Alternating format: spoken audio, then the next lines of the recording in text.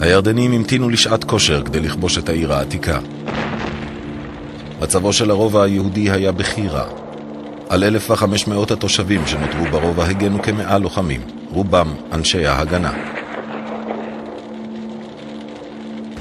הלוחמים והאזרחים עמדו עכשיו לפני מצב הרי גורל.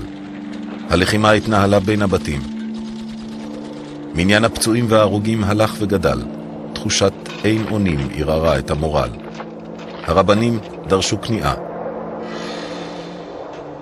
בבית החולים משגב לדח לא נותרו תרופות ומיטות פנויות.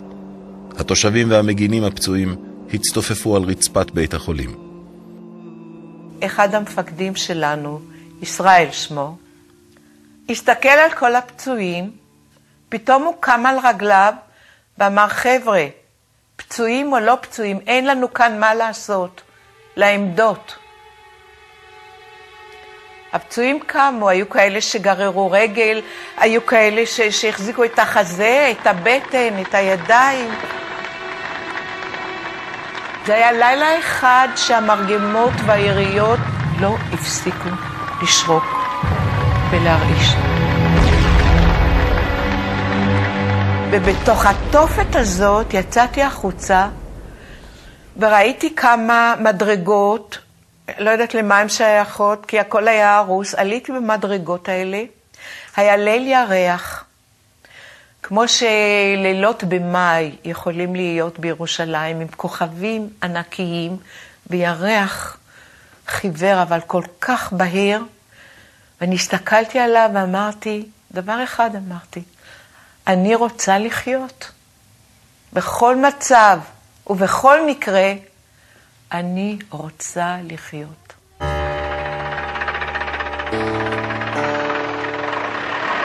המצב ברובע היהודי החמיר והלך. הירדנים חדרו לעיר העתיקה ונגסו בבתי הרובע ובמגיניו. בשל המצב הקשה, החליטו מפקדי ההגנה ליזום התקפה על מגדל דוד ושער יפו, כדי לחבור משם אל הרובע.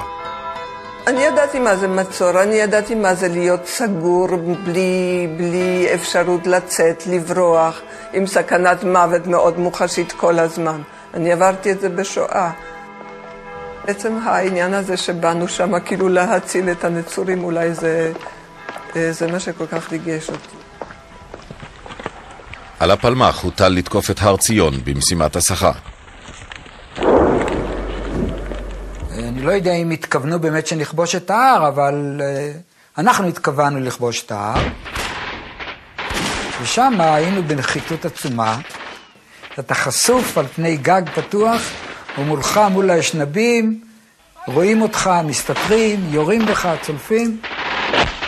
אחד המומנטים הקשים זה שאתה מקבל את פקודת ההסתערות. אתה יודע שעכשיו, מרגע זה, הגוף שלך הפקר לכדורים, לא בטוח שכולם יחזרו, והשאלה אם אתה תהיה לבד או כולם ירוצו איתך. למ"כ, הבעיה הזאת הייתה הרבה יותר חמורה, הוא מוכרח לרוץ. הכיתה שלו תרוץ אחריו או יישארו לשכב. והרעות היא החלק שהבטיח לך שירוצו יחד, לא יפקירו אחד את השני.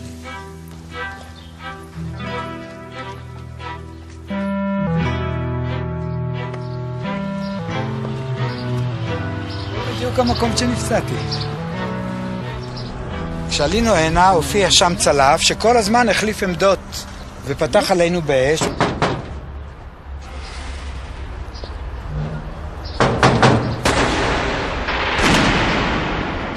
ואני ניסיתי מהקיר כל הזמן לרתק אותו עד שבסוף הוא הקדים אותי והשחיל אותי. הר ציון נכבש לאחר קרב קצר.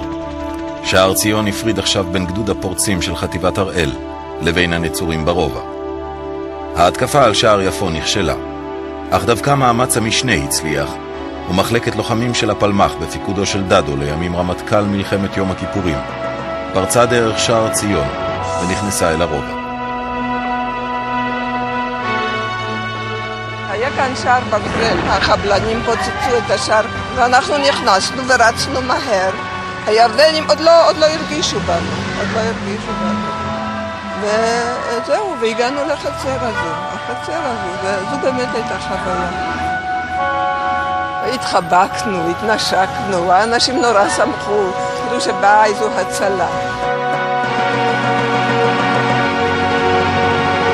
זו הייתה תחושה כזו, באמת שכל הדיבורים הגבוהים וכל זה ממש מתממש. אתה מתחבר לאנשים שהיו נצורים, שממש שיוועו לקצת עזרה. זה היה מאוד מאוד מרגש, זה מה שאני יכולה להגיד לך, ממש מרגש.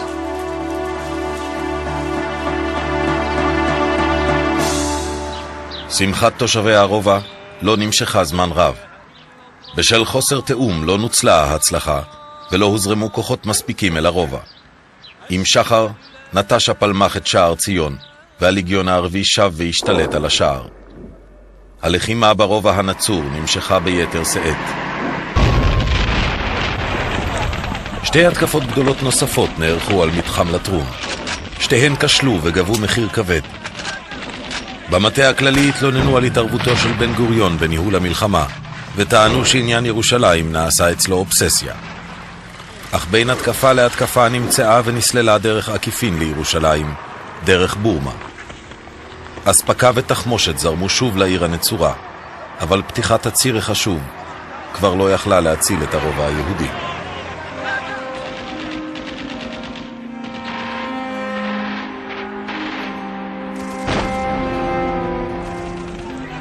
תותחי הלגיון קדשו ללא רחם את עמדותיהם של קומץ המגינים ברובע. הם ניהלו קרב נואש, ללא יד מכוונת, כל עמדה לעצמה, עד שנכנעו למחסור בתחמושת ולתשישות המוחלטת.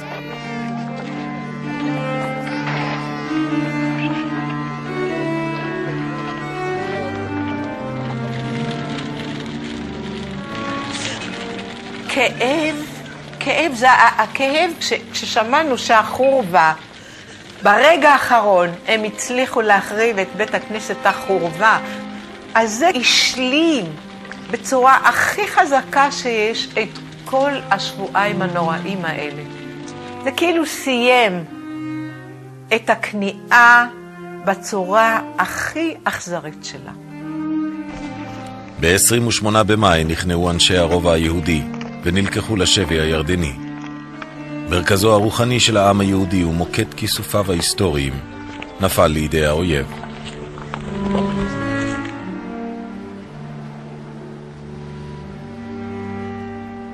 נפילת הרובע היהודי הטביעה רושם קשה על המגינים בנקודות היישוב המבודדות.